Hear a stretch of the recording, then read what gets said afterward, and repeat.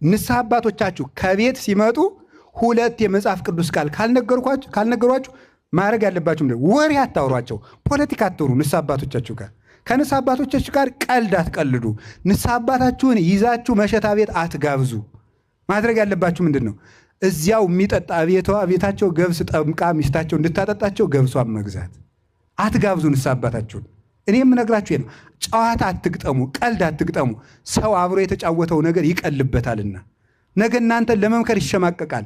ያረባ ቃላትን ሲጫወት ስለለመደ ማለት ነው።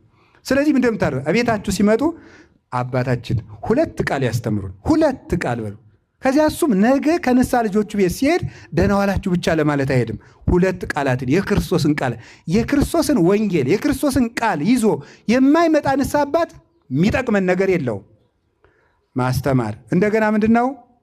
ማቁረብ በሉ እንጂ በሉ ጨምሩ።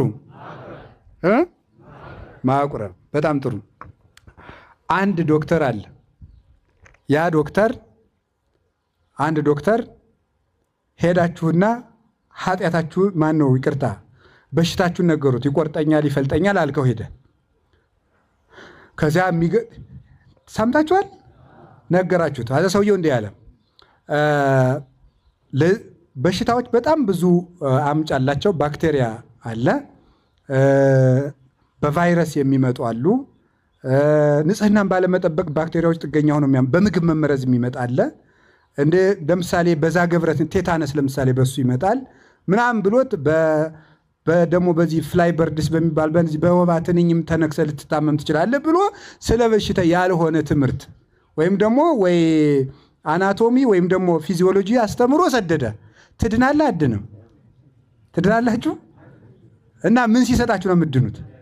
መድኃኒት ማለት ነው። ስለ ጤና በመማር ጤና ማግኘት አይቻልም። በእርግጥ ወንጌል ከዚህ በላይ ነው። አስተምሮ ብቻ መድኃኒት ካልሰጣቸው አይድኑም። መድኃኒቱ ማን ነው? የክርስቶስ ሥጋና ደም ነው። ቅዱስ ሥጋውን ክቡር ደሙን የማይሰጥ ሐኪም ማለት ካህን ማለት መድኃኒት ሳይሰጥ ሕክምና አውርቶ የሚሰድ ሐኪም ማለት ነው። ወይም በጎችን እየጠበቀ ሳር የማያበላ ውሃ የማያጠጣ እረኛ ማለት ነው።